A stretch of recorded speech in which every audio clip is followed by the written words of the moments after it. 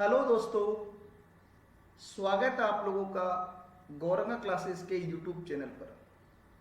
तो दोस्तों, जैसा आप देख रहे हैं, आज एग्जाम वैक्सीनेशन सीरीज का पॉलिटी सब्जेक्ट को लेकर 5वां वीडियो मैं आपके सामने लेकर आ रहा हूं।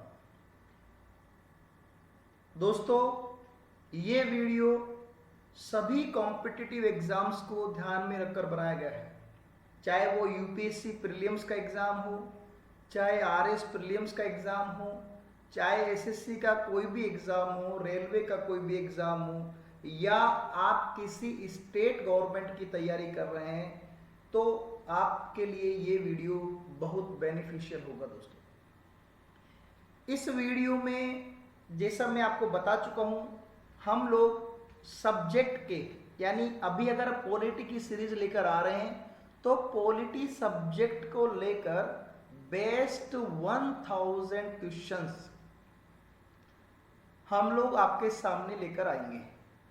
ये वो प्रश्न होंगे दोस्तों जो मैक्सिमम टाइम्स एग्जाम में रिपीट हुए हैं या उनके आने के चांस भी मैक्सिमम हैं।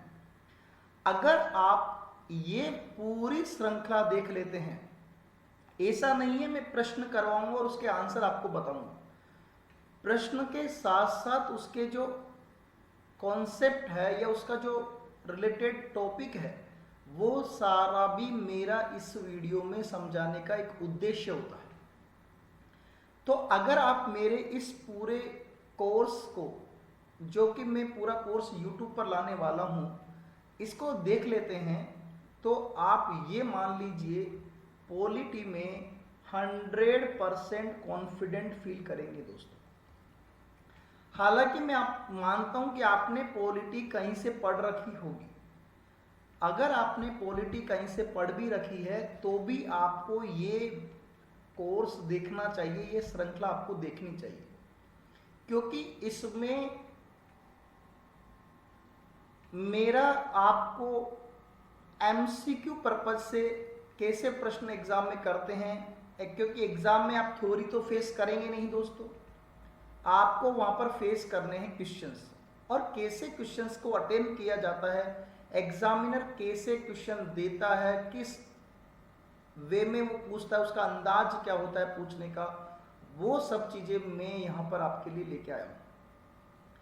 कुछ लोगों की रिक्वेस्ट आई थी कि सर टॉपिक से रिगार्डिंग वन लाइनर प्रश्न भी आप लेकर आइए, यानी कि जिसमें प्रश्न हो और सीधा सीधा उसका आंसर हो। तो दोस्तों, एक ऐसे वीडियो भी मैं आपको बनाकर लाऊंगा जिसमें आप ये मान लीजिए कि पूरी पॉलिटी का निचोड़ जो है वो लास्ट में एज ए रिविजन हम लोग उनको रखेंगे। 8-10 वीडियो में उसके लेकर आऊंगा इसी सब वीडियो में से, और जब आप इन वीडियो को देखेंगे तो एज ए रिवीजन आप उनका बेहतर इस्तेमाल कर सकते हैं। तो चलिए स्टार्ट करते हैं आज की श्रृंखला को। पॉलिटी टॉपिक का नाम है राष्ट्रपति और पार्ट 5। देखिए, जैसा आपको पता है कि मैं प्रश्न स्टार्ट करूं उससे पहले आपको उस टॉपिक से रिगार्डिंग कुछ इंफॉर्मेशन देता हूं। चाहे वो मेरे प्रीवियस वीडियोस में भी आपने देखा होगा, मैंने वीटो पावर के बारे में, राष्ट्रपति की क्षमादान की जो शक्तियां, पार्डन पावर्स के बारे में आपको बताया है।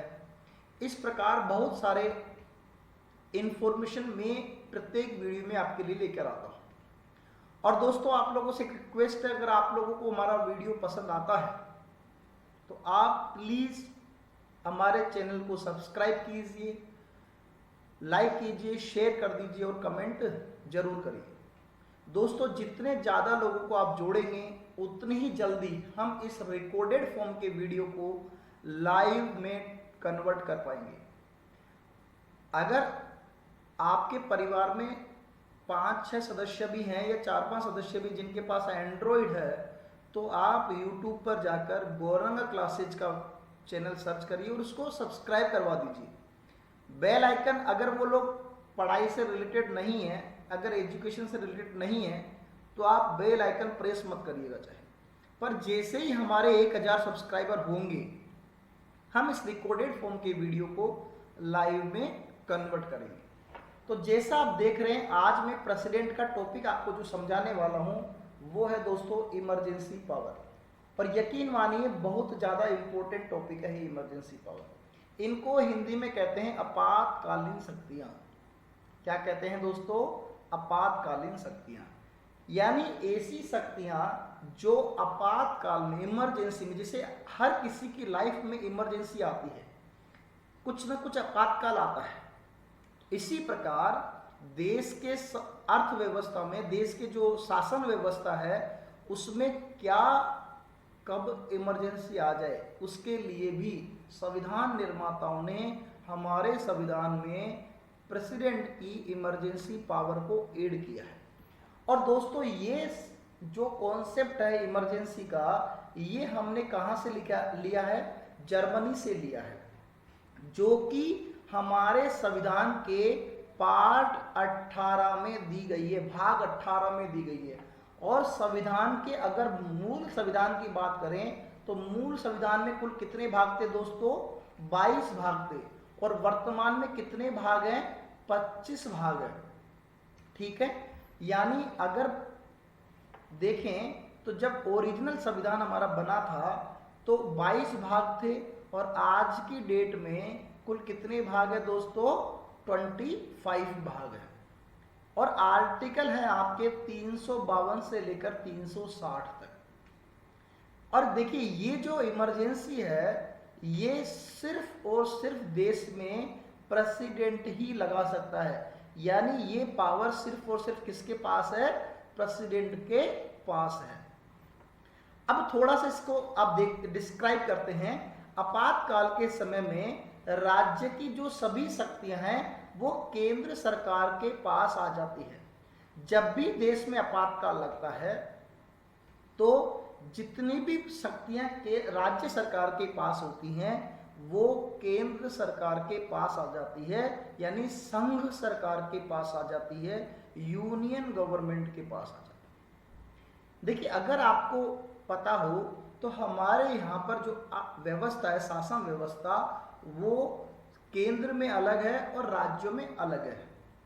ठीक है, तो अब देखते हैं आपातकालीन जो शक्तियां होती है, इमरजेंसी जो पावर होती हैं, वो टोटल कितनी है हमारे संविधान में? तो वो है दोस्तों 3।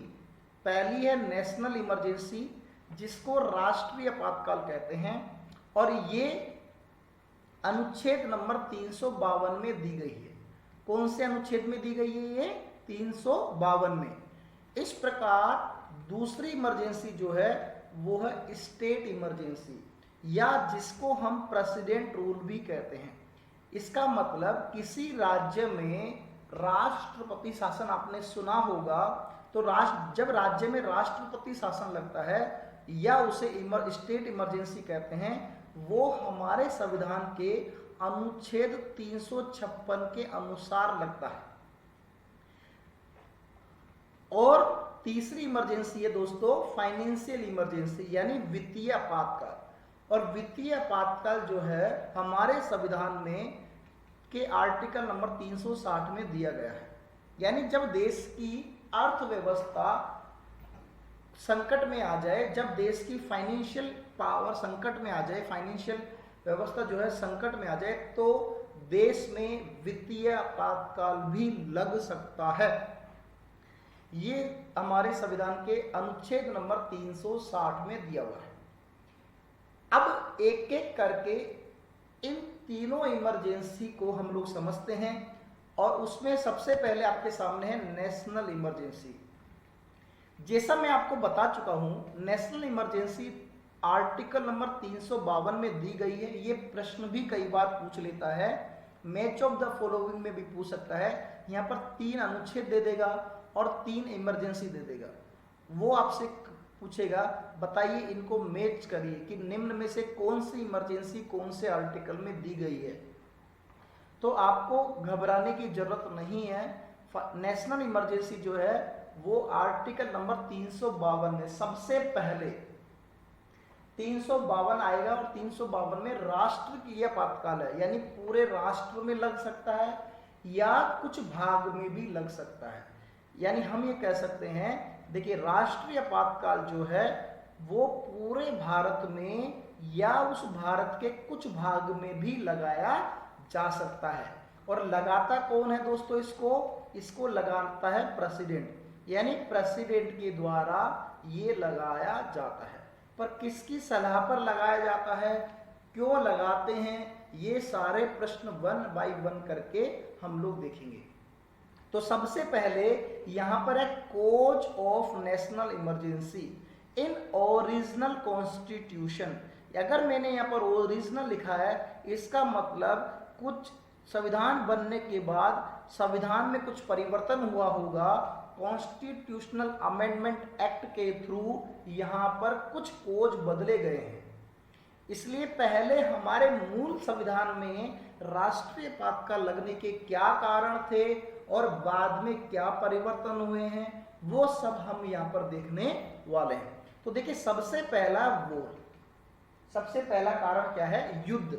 यानी अगर युद्ध की स्थिति हो, यानी हमारे देश का किसी दूसरे देश के साथ युद्ध हो गया हो या विश्व युद्ध हुआ हो, तो उस समय पर राष्ट्रपति देश में राष्ट्रीय आपातकाल की घोषणा कर सकता है। दूसरा यहां पर क्या है? एक्सटर्नल एग्रेशन, यानी बाहरी आक्रमण।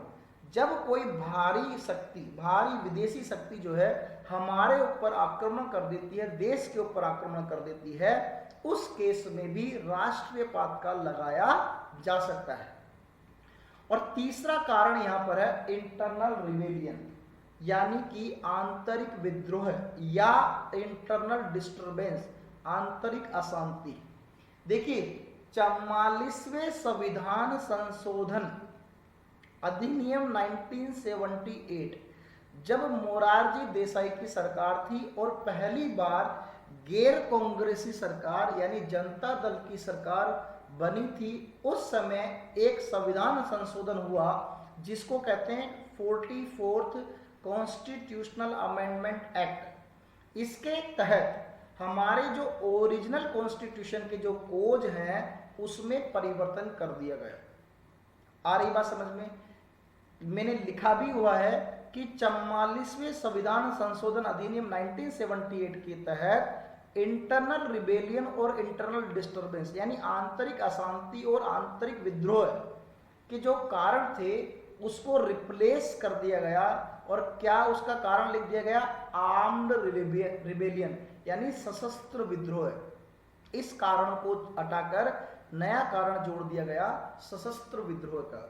और ये प्रश्न आपके एग्जाम में पूछा जा सकता है कि बताइए राष्ट्रीय आपातकाल में इंटरनल रिबेलियन के स्थान पर कौन सा कारण जोड़ा गया है या किस संविधान संशोधन अधिनियम के तहत जोड़ा गया है। तो याद रखिएगा दोस्तों यहां पर। अब देखिए अगर हम बात करें, आपके मन में प्रश्न भी आ रहा होगा कि कितनी बार अब तक राष्ट्रीय आपातकाल लगाया जा चुका है।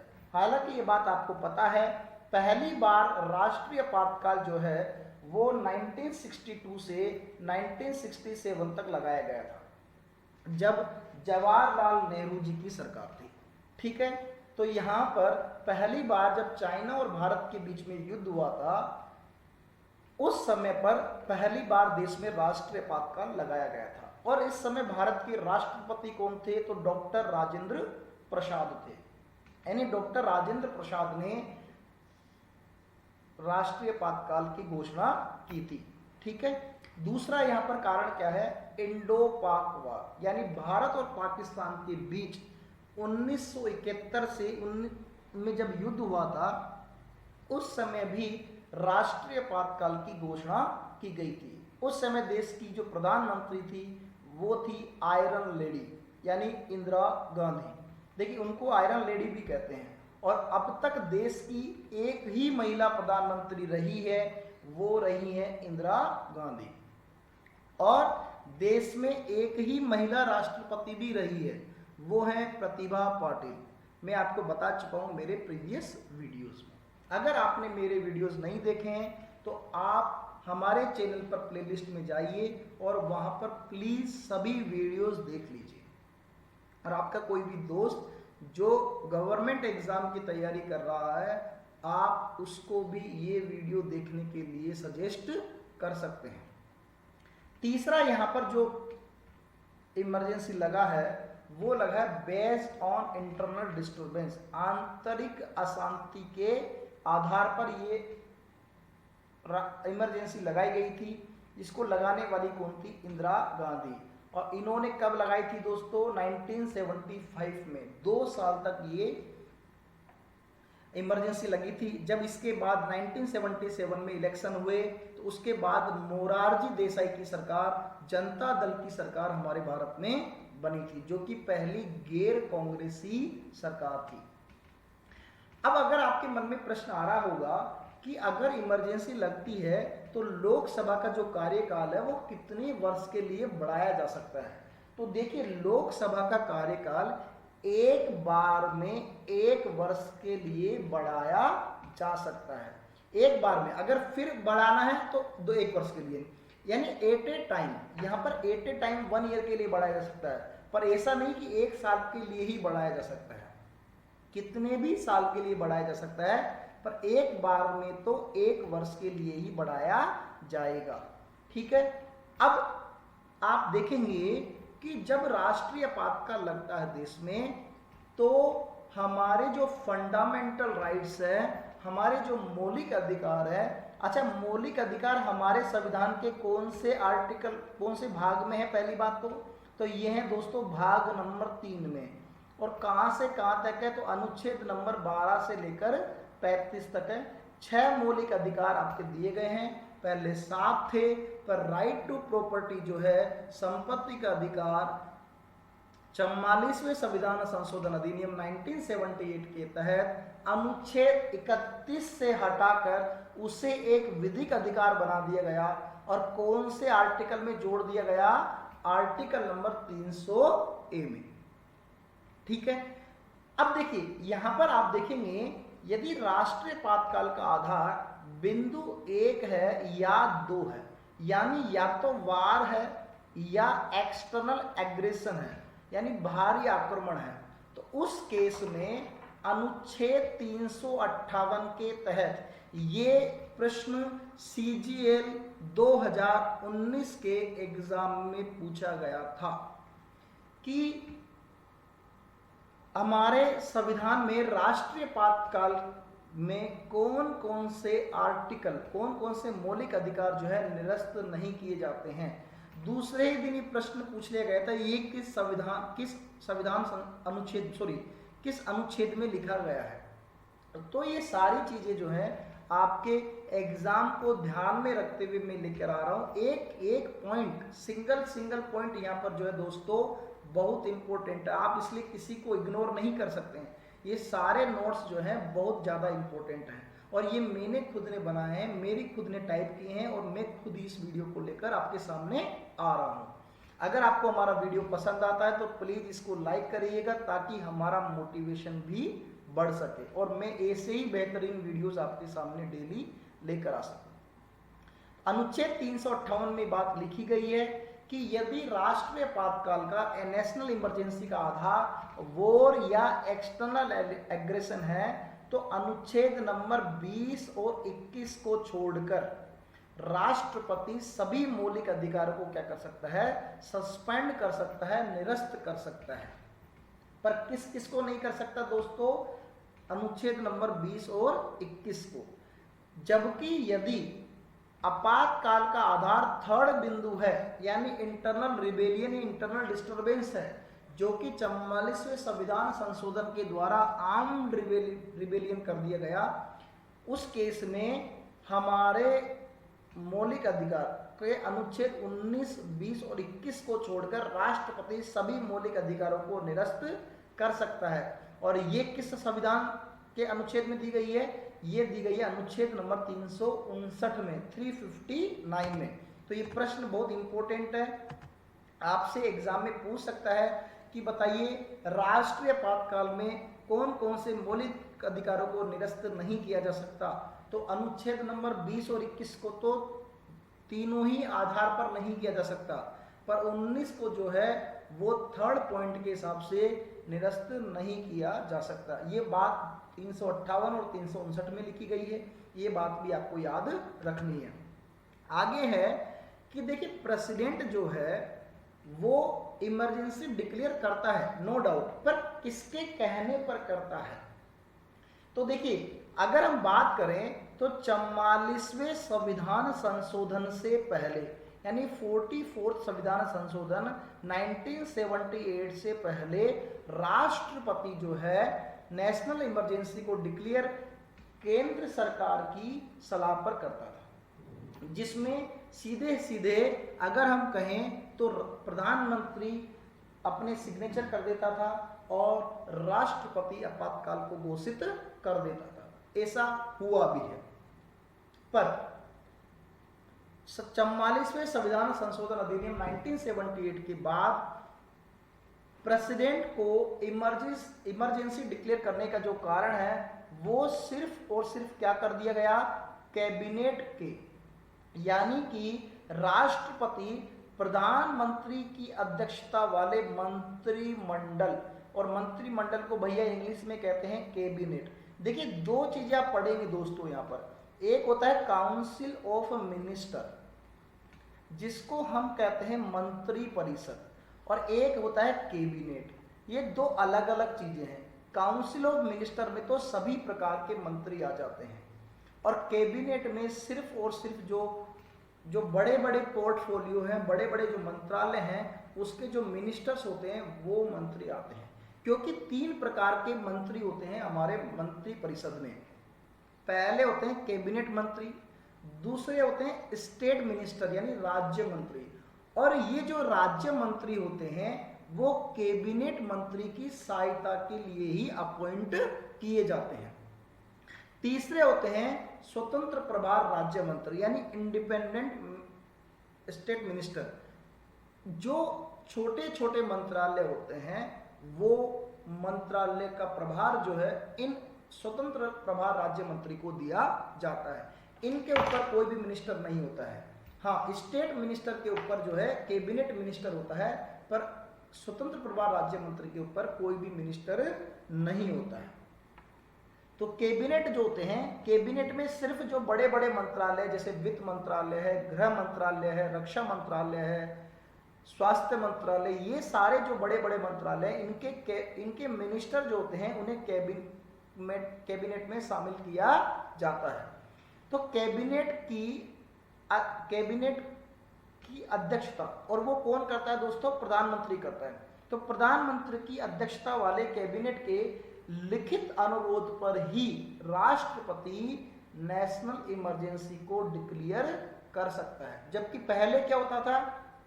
पहले प्रधानमंत्री सिग्नेचर कर देता था और राष्ट्रपति इमरजेंसी को डिक्लेयर कर देता था।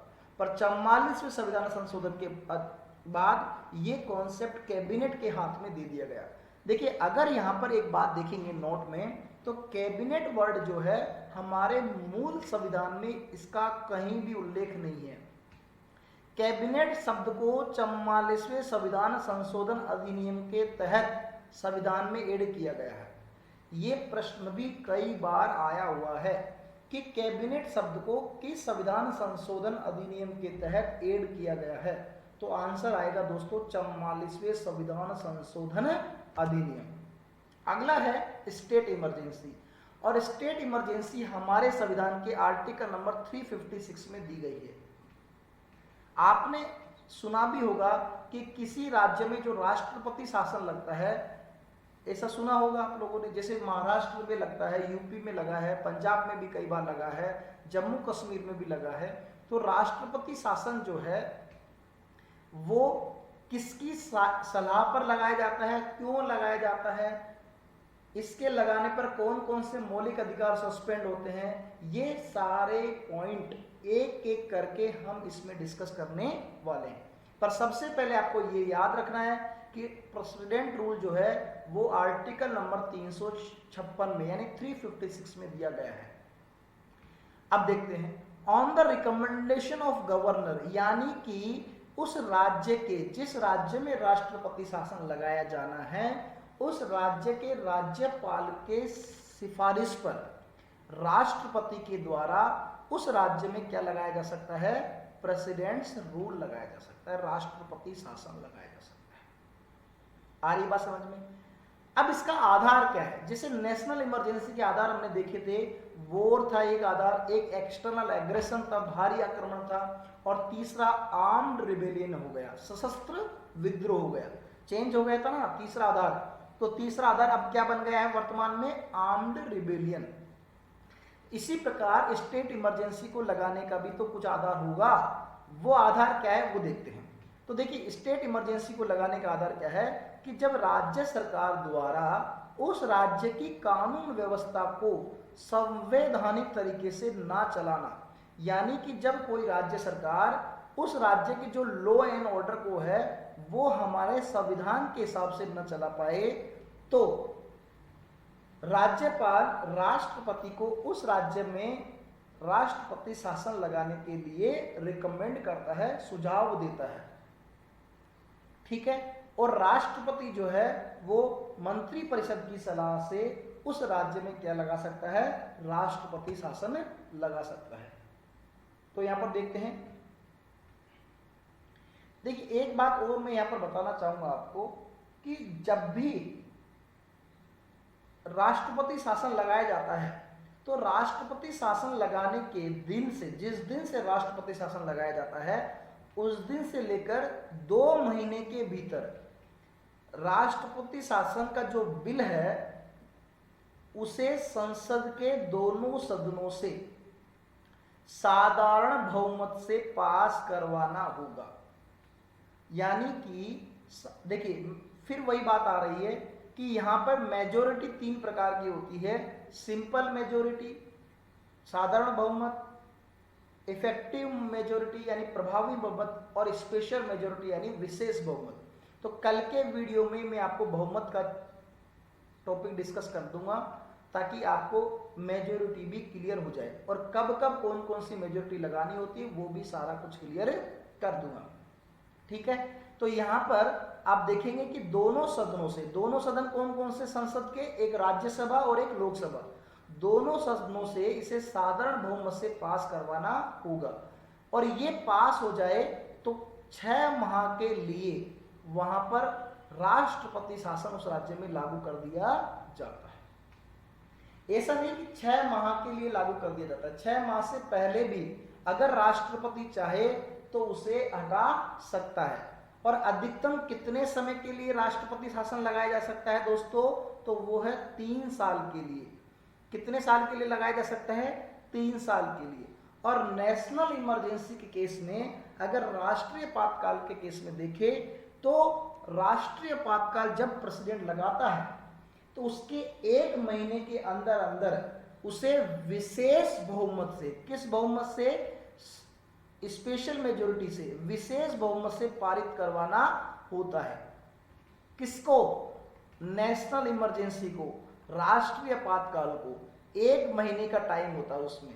वो टॉप पॉइंट आपका रह गया, मैं यहां पर उसको डिस्कस कर रहा हूं।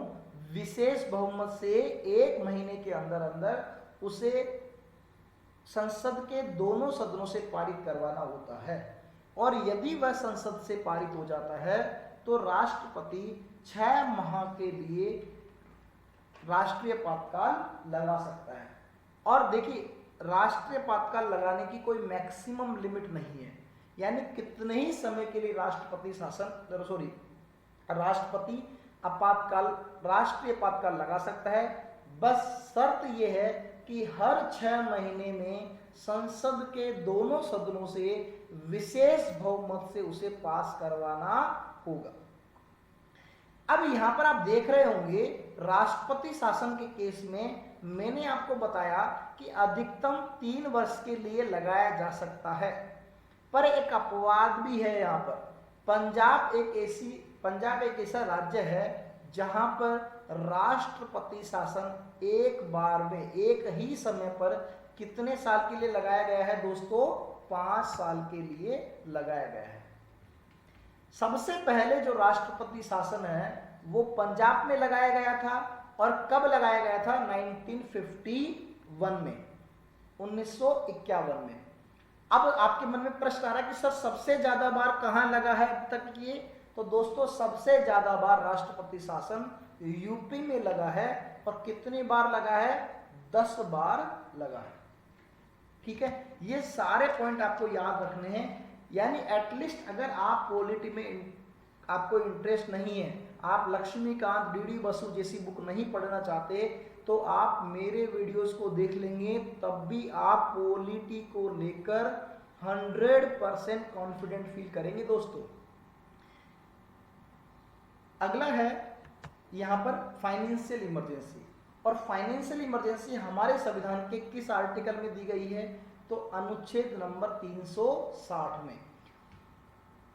देखिए, वैसे तो फाइनेंशियल इमरजेंसी आज तक के इतिहास में हमारे देश में तो कभी नहीं लगी, पर फिर भी संविधान निर्माताओं ने इसका आपको यहां पर जिक्र किया है कि भैया कभी ऐसी सिचुएशन आ जाए कि देश की फाइनेंशियल और जो सिस्टम है वो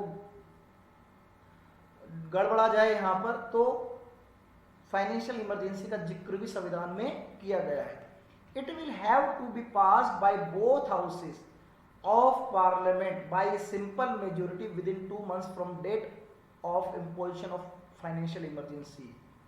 यानी कि फाइनेंशियल इमरजेंसी और स्टेट इमरजेंसी का सेम कॉन्सेप्ट है कि जैसे प्रेसिडेंट रूल भी 2 महीने के अंदर अंदर साधारण बहुमत से पारित किया जाना चाहिए संसद के दोनों सदनों से, और ये भी संसद के दोनों सदनों से लागू करने के 2 महीने के भीतर भीतर साधारण बहुमत से पारित किया जाना चाहिए। और यदि ये अप्लाई हो जाती है तो 6 महीने के लिए इसे लगाया जा सकता है, पर इसकी वापस कोई मैक्सिमम लिमिट नहीं है। यानी नो मैक्सिमम लिमिट, कितने समय के लिए ही लगाया जा सकता है। प्रेसिडेंट रूल की मैक्सिमम लिमिट 3 साल है, पर फाइनेंशियल इमरजेंसी की कोई भी मैक्सिमम लिमिट नहीं है, पर हर 6 महीने में इसे संसद के दोनों सदनों से पारित करवाना होगा। और जब भी फाइनेंशियल इमरजेंसी लगती है उस केस में जितने भी राज्य सरकार के जो वित्त मामले हैं, जो फाइनेंशियल अफेयर्स हैं, वो सारे के सारे केंद्र सरकार के हाथों में आ जाते हैं। एक बात और मैं यहाँ पर आपको प्रेसिडेंट रूल में बताना चाहता हूँ। प्रेसिडेंट रूल में कि जब भी किसी राज्य में राष्ट्रपति शासन लगाया जाता है, उस केस में उस राज्य में अगर कोई राज्य सरकार है तो वो, और वहां की जो लोकल गवर्नमेंट है, स्थानीय सरकार है, वो भंग नहीं होती है। बस उनका सारा जो काम है वो सेंट्रल गवर्नमेंट के हाथ में आ जाता है, यानी केंद्र सरकार के पास चला जाता है।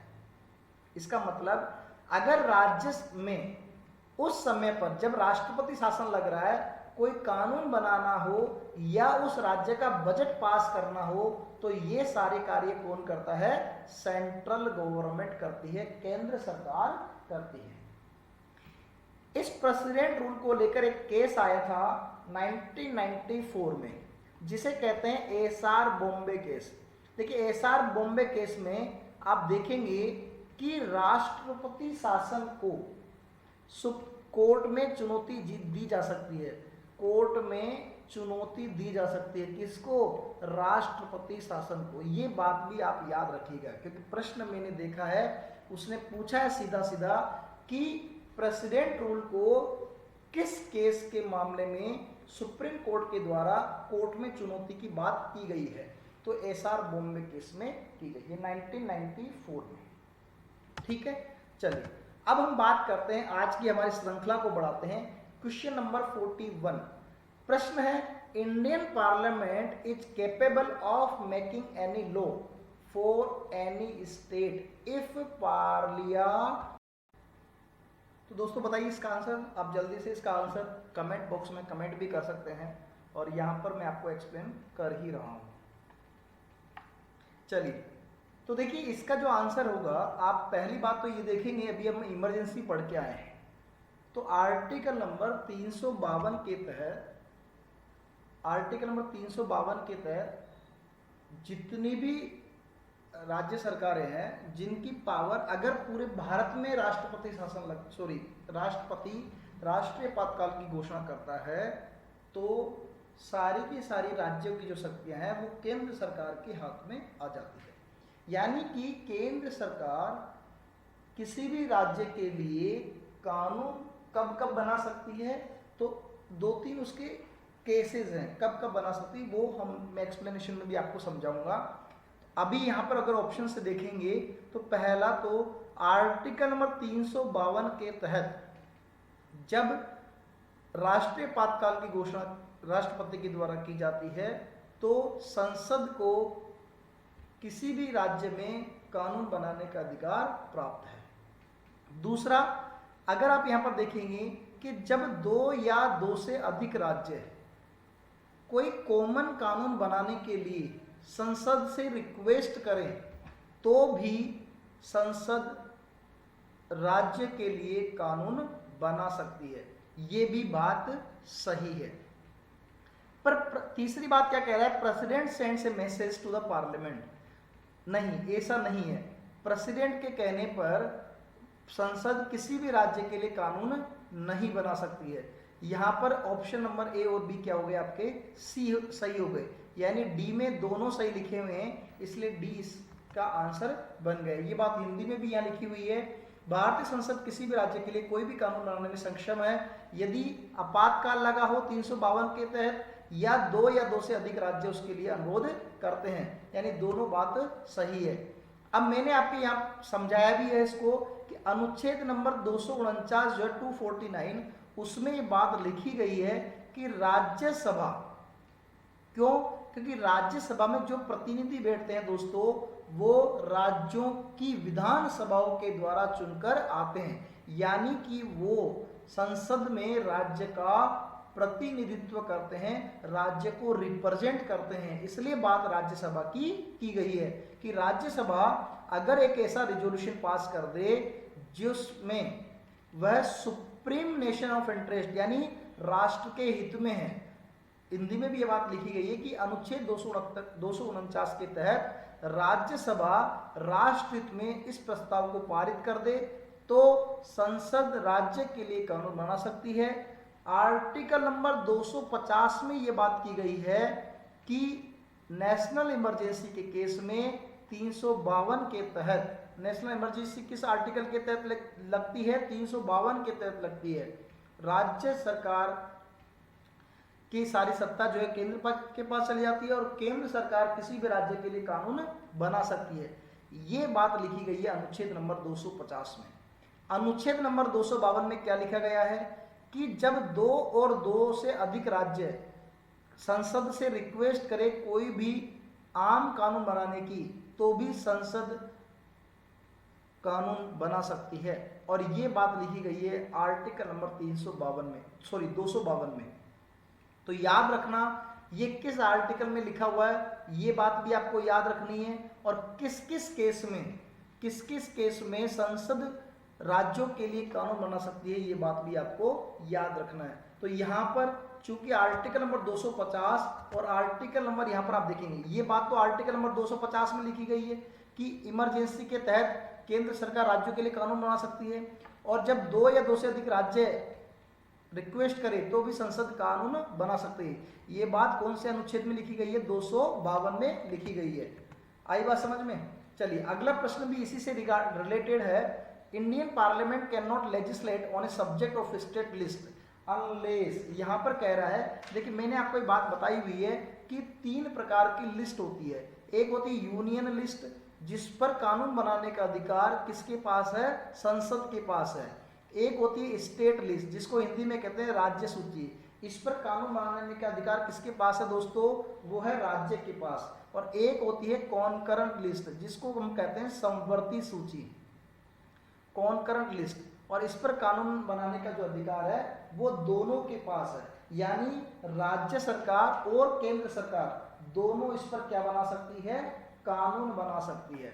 अगर मैं यहाँ पर बात करूँ आपसे कि यूनियन लिस्ट में कुल कितने सब्जेक्ट हैं, तो देखिए यूनियन लिस्ट में मूल संविधान में तो 97 सब्जेक्ट थे। कितने सब्जेक्ट थे दोस्तों, 97 सब्जेक्ट थे, जबकि वर्तमान में कुल कितने सब्जेक्ट हैं, यूनियन लिस्ट में 100 सब्जेक्ट है, यानी 100 विषयों पर कानून बनाने का अधिकार केंद्र सरकार के पास है। अगर यहाँ पर स्टेट लिस्ट की बात करें तो स्टेट लिस्ट में मूल संविधान में कुल कितने सब्जेक्ट थे? 66 थे, जबकि वर्तमान में कितने सब्जेक्ट हैं? 61 सब्जेक्ट हैं, यानी 5 सब्जेक्ट कम कर दिए गए हैं। और जो ये 5 सब्जेक्ट कम कर दिए गए हैं, ये कहाँ जोड़े हैं दोस्तों? कॉन्करेंट लिस्ट में जोड़ दिए, क्योंकि ओरिजिनल संविधान में कॉन्करेंट लिस्ट में 47 सब्जेक्ट थे और वर्तमान में कितने हैं? 5 और ऐड कर देंगे तो 52 सब्जेक्ट है। इस प्रकार आपको ये बात भी याद रखनी है। हालांकि मैं इसको लेकर पूरा टॉपिक लेकर आऊँगा जब संसद की बात हम करेंगे, उसमें एक एक करके विस्तार से इन चीज़ों को मैं वहाँ पर समझाऊंगा। तब तक के लिए आपको ये बातें याद रखनी है। तो स्टेट लिस्ट पर कानून बनाने का अधिकार राज्य सरकार के पास है, पर केंद्र सरकार भी कानून बना सकती है। वो बात हमने अभी प्रीवियस प्रश्न में देखी है। किस आर्टिकल के तहत? आर्टिकल नंबर 249 के तहत, कि जब राज्यसभा कहे, राज्यसभा राष्ट्र हित में जो है रिजोल्यूशन पास कर दे संसद में। दूसरा आर्टिकल नंबर 250 के तहत जब राष्ट्रीय आपातकाल की स्थिति हो तो बना सकती है। और 252 के तहत जब 2 या 2 से अधिक राज्य संसद को रिक्वेस्ट करे कि कोई भी कॉमन लॉ बनाना है, तो उस केस में 3 केस में जो है यहाँ पर राज्य विषय पर केंद्र सरकार क्या बना सकती है? कानून बना सकती है। तो ये बात तो गलत हो गई। President of India direct to do so, president of India करने को बोले तो ऐसा तो नहीं है, ये तो नहीं दिया हुआ हमारे संविधान में। दूसरा ये दिया हुआ है कि Rajya Sabha passes a resolution that is necessary to do so in national interest. बिल्कुल, संविधान के अनुच्छेद नंबर 249 में ये बात बोली गई है कि राज्यसभा अगर राष्ट्र हित में कोई रेजोल्यूशन पास कर दे तो केंद्र सरकार उस राज्य पर कानून बना सकती है। यानी ये बात क्या हो गई? सही हो गई। Speaker of Vidhan Sabha certify the legislation, बिल्कुल गलत है, यानी ये तो कहीं दी ही नहीं है बात। ठीक है, अब देखते हैं देयर इज नेशनल इमरजेंसी। बिल्कुल, ये बात भी हमारे संविधान के अनुच्छेद नंबर 250 में दी गई है कि राष्ट्र ये आपातकाल के केस में संसद 250 अनुच्छेद के तहत उस राज्य में कानून बनाने का अधिकार रखती है। तो ये बात भी एकदम सही है। यानी यहाँ पर सही कौन कौन से हो गए? 2 और 4। ऑप्शन नंबर डी में ये दिया हुआ है, ऑप्शन नंबर डी इसका आंसर हो गया। ये बात हिंदी में भी लिखी हुई है, पहला गलत हो जाएगा। भारत के राष्ट्रपति ऐसा करने का निर्देश देते हैं, बिल्कुल गलत हो जाएगा। राज्यसभा एक प्रस्ताव पारित कर दे तो ये सही है। विधानसभा के अध्यक्ष से कोई मतलब नहीं है। राष्ट्रीय आपातकाल यहाँ पर लागू हो जाए तो 2 और 4 यहाँ पर क्या हो जाएंगे? सही हो जाएंगे। अगला क्या कह रहा है प्रश्न? Who was the president of India at the time of proclamation of emergency in the 1975? मैंने आपको बताया है कि देश में 3 बार राष्ट्रीय आपातकाल लगा है। पहला इंडो चाइना वॉर के समय लगा था, दूसरा इंडो पाक वॉर के समय, और तीसरा जो लगा था वह इंटरनल डिस्टर्बेंस की वजह से लगा था इंदिरा गांधी के सरकार में। तो यहाँ पर अगर आप देखेंगे तो 1975 में जो इमरजेंसी लगी थी उसका जो आधार था वो था इंटरनल डिस्टर्बेंस, आंतरिक अशांति। और इस समय भारत के राष्ट्रपति कौन थे, ये बात आपसे वह पूछ रहा है। तो आप मुझे बताएंगे इस समय भारत के राष्ट्रपति कौन थे। तो इस समय देखिए, आप यहाँ से अगर इनका निकालेंगे, कार्यकाल निकालेंगे, तो आपको बात समझ में आ जाएगी। मैंने वीवी गिरी का लास्ट क्लास में बताया हुआ है कि जब जाकिर हुसैन साहब की मृत्यु हो गई थी उस समय वीवी गिरी भारत के उपराष्ट्रपति थे। तो 2 महीने के लिए इन्होंने कार्यवाहक राष्ट्रपति का पदभार संभाला। उसके बाद इलेक्शन हुए और इलेक्शन में ये खड़े हुए थे और ये भारत के क्या बन गए थे दोस्तों? राष्ट्रपति बन गए थे। यानी इनका जो कार्यकाल है वो 1969 से, क्योंकि 1967 से 1969 तक तो जाकिर हुसैन साहब वहां पर क्या बने थे? राष्ट्रपति बने थे, और 1969 में उनकी मृत्यु हो गई थी। तो 1969 से इनका कार्यकाल 5 साल जोड़ लीजिए, यहाँ पर आ जाएगा 1974। यानी अगर प्रश्न आ जाए कि बताइए भारत पाकिस्तान का जब युद्ध हुआ था 1971 में, तो देश में जो राष्ट्रीय आपातकाल लगा था उस समय भारत के राष्ट्रपति कौन थे? तो भारत के राष्ट्रपति थे डॉक्टर वीवी गिरी। ठीक है, अगली बात हम करते हैं ज्ञानी जेल सिंह की। और ज्ञानी जेल सिंह अगर आपको याद हो तो मैंने आपको बताया था कि ज्ञानी जेल सिंह ने पॉकेट वीटो पावर का यूज किया था। और कब यूज किया था? राजीव गांधी की सरकार में। और भैया ये किसने लगाई है? इंदिरा गांधी ने लगाई है। तो यहाँ पर तो कोई ऑप्शन ही नहीं ज्ञानी जेल सिंह का, तो क्योंकि ज्ञानी जेल सिंह जो है वो 82 से लेकर 87 तक राष्ट्रपति रहे थे, जबकि इमरजेंसी 1975 की है। अगला है फखरुद्दीन अली अहमद। और फखरुद्दीन अली अहमद के केस में भी मैंने आपको बताया था कि 74 से लेकर 77 तक फखरुद्दीन अली अहमद भारत के राष्ट्रपति थे। ये बात मैंने लास्ट वीडियो में डिस्कस की हुई है।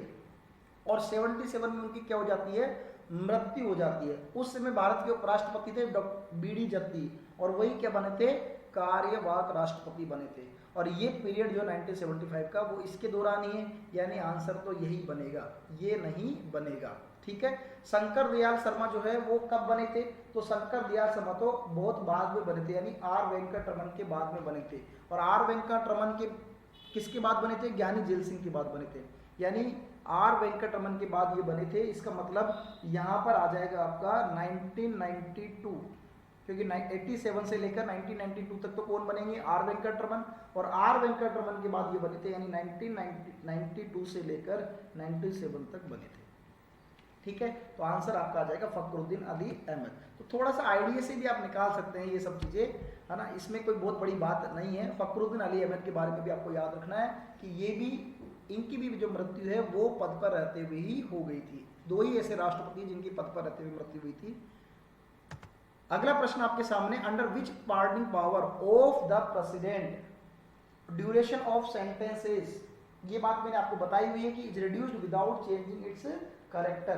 तो आप मुझे जल्दी से बता दीजिए कि इसका आंसर क्या होने वाला है। मैंने आपको पूरी की पूरी पार्डनिंग पावर यहाँ पर समझाई हुई है। 5 तरह की पार्डनिंग पावर हमारे संविधान के अनुच्छेद नंबर 72 में दी गई है। 5 प्रकार से राष्ट्रपति जो है क्षमादान की शक्तियां रखता है, जिसमें पहली थी पार्डन यानी क्षमा। उसमें क्या था कि राष्ट्रपति जो है किसी भी मामले, किसी भी अपराध की सजा को जो है वो डायरेक्ट माफ कर सकता है। दूसरी आपकी वहां पर थी कम्यूटेशन यानी लघुकरण, और लघुकरण में दी गया था कि राष्ट्रपति जो है वो सजा के कैरेक्टर को बदलकर क्या कर सकता है, यहाँ पर सजा के कैरेक्टर को बदलकर वह उसे छोटे कैरेक्टर में डाल सकता है, यानी कि सजा की जो चरित्र है उसको बदल।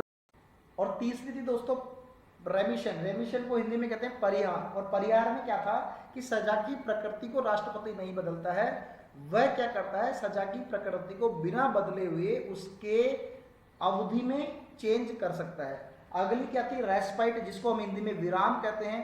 और विराम में क्या थी कि विशेष परिस्थितियों में जब शारीरिक अपंगता हो या कोई महिला प्रेग्नेंट हो, उस केस में राष्ट्रपति उसकी सजा को कुछ समय के लिए पोस्टपोन कर सकता है, स्थगित कर सकता है। और अगली थी रिप्राइव, विलंबन की शक्ति, प्रविलंबन की। उसमें क्या था कि अपराधी के जो मृत्युदंड की सजा है उस सजा को राष्ट्रपति कुछ समय के लिए होल्ड पर रख सकता है। अब प्रश्न आपसे क्या पूछ रहा है, duration of sentence is reduced without changing it's character, यानी प्रकृति बदले बिना, उस सजा की प्रकृति को बदले बिना उसके कार्यकाल में, उसकी अवधि में चेंज करे, तो वो कौन सा था दोस्तों, वो था आपका रेमिशन यानी परिहार। इसका आंसर क्या जाएगा, परिहार। ठीक है।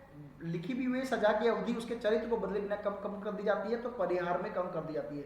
लघुकरण में जो है उसकी प्रकृति बदली जाती है। विराम में विशेष परिस्थितियां होती है, और प्रविलंबन सिर्फ और सिर्फ मृत्युदंड के लिए होता है। ये बात आप लोग याद रखना।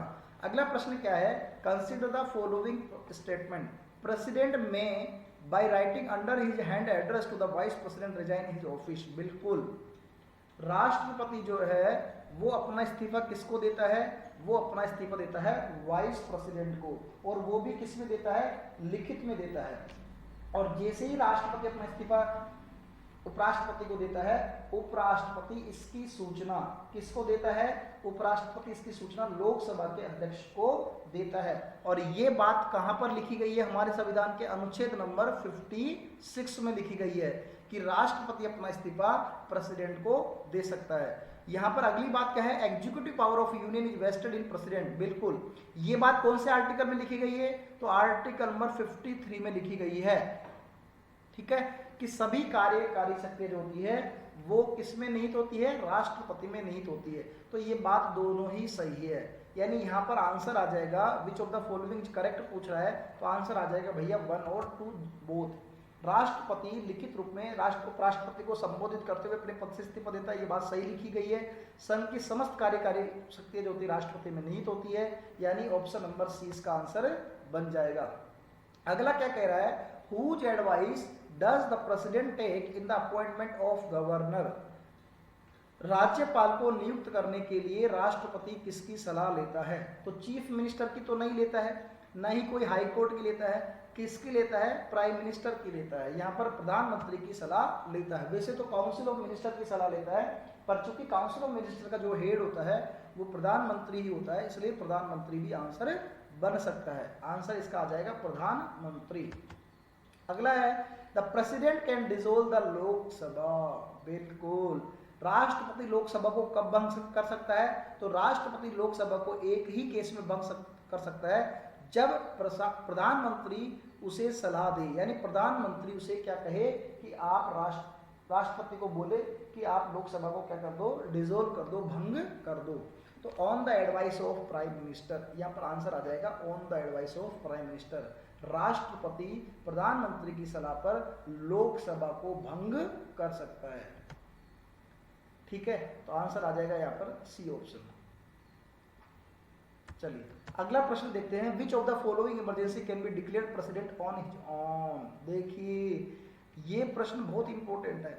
देखिए राष्ट्रपति कोई सी इमरजेंसी खुद डिक्लेयर नहीं कर सकता है, क्योंकि अगर नेशनल इमरजेंसी की बात करते हैं तो कैबिनेट की सिफारिश पर, मंत्रिमंडल की सिफारिश पर वो राष्ट्रपति का लगा सकता है। अगर राष्ट्रपति शासन की बात करें तो गवर्नर की सिफारिश होनी चाहिए, और फाइनेंशियल इमरजेंसी में भी मंत्रिमंडल यानी कि काउंसिल ऑफ मिनिस्टर की उसको सिफारिश होनी चाहिए, रिकमेंडेशन होना चाहिए। तो भैया कोई सी भी ऐसी इमरजेंसी नहीं है जो राष्ट्रपति खुद अपने विवेक से लगा सकता है, ऐसा संविधान में है ही नहीं। तो पहली भी गलत हो जाएगी, emergency on account of armed rebellion. जब नेशनल इमरजेंसी लगा ही नहीं सकता तो उसका आधार तो कुछ भी हो, गलत हो जाएगा। फाइनेंशियल इमरजेंसी नहीं लगा सकता है, प्रेसिडेंट रूल भी गवर्नर की सहायता से ही, गवर्नर की सिफारिश पर ही लगा सकता है, यानी नन ऑफ दीज इसका क्या हो जाएगा दोस्तों? आंसर हो जाएगा, इनमें से कोई नहीं। दोनों लैंग्वेज में आपके सामने प्रश्न है, बाइलिंगुअल मेरा कोर्स है। आप यहाँ पर जो है कोई सी भी भाषा में जिसमें कंफर्ट फील करते हो उस भाषा में आप यहाँ पर वीडियो को देख सकते हैं। अगला प्रश्न क्या है, consider the following statement, proclamation of national emergency is applicable to the entire country and not to any particular part of it. ये गलत हो जाएगा दोस्तों, क्योंकि 42वें संविधान संशोधन अधिनियम के तहत, 42वां संविधान संशोधन अधिनियम कब हुआ था? तो 42वां संविधान संशोधन अधिनियम 1976 में हुआ था, जब इंदिरा गांधी की सरकार थी।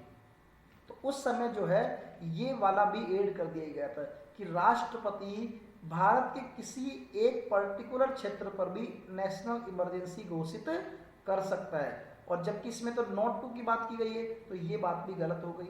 अगला क्या है, president can proclaim the national emergency only after receiving written recommendation from cabinet. ये बात तो सही है, ये बात तो सही है कि प्रेसिडेंट नेशनल इमरजेंसी को सिर्फ और सिर्फ कैबिनेट के रिकमेंडेशन से ही लागू कर सकता है। और कैबिनेट शब्द हमारे संविधान के कौन से संविधान संशोधन में जोड़ा गया है?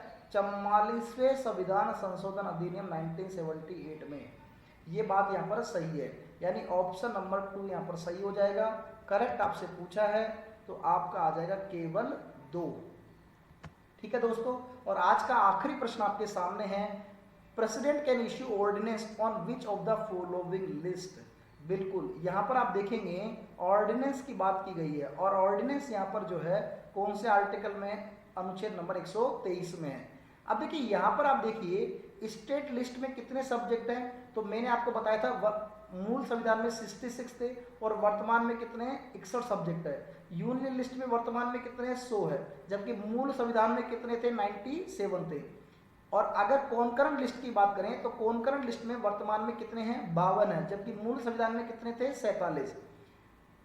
बात प्रेसिडेंट की जा रही है, तो प्रेसिडेंट जो है दोस्तों यहाँ पर अब देखिए ऑप्शन में यहाँ पर स्टेट लिस्ट भी नहीं होगा, बिल्कुल नहीं होगा, यूनियन लिस्ट भी नहीं होगा, और यहाँ पर जो है आंसर हो जाएगा आपका डी ऑप्शन, यानी यूनियन और कॉन्करेंट लिस्ट के केस में राष्ट्रपति ऑर्डिनेंस इशू कर सकता है। ठीक है, तो आंसर इसका क्या आ जाएगा? संघ और समवर्ती सूची। तो चलिए दोस्तों, आज के लिए मैं आपके सामने लेकर आया हूँ ये वीडियो, अगर आपको हमारा वीडियो पसंद आता है तो प्लीज़ आप इसको सब्सक्राइब करिए चैनल को, बेल आइकन प्रेस कर लीजिए ताकि सबसे पहले नोटिफिकेशन आपके पास पहुंचे और आप जल्द से जल्द इस वीडियो को पूरा कर लीजिए। ठीक है, अगर आपको ये वीडियो पसंद आया तो प्लीज़ इसको शेयर कर दीजिए, बाकी दोस्तों को भी जोड़िए हमारे साथ ताकि हमारा मोटिवेशन बढ़ सके और हम एक से एक बेहतरीन वीडियो आपके सामने लेकर आए। थैंक यू दोस्तों।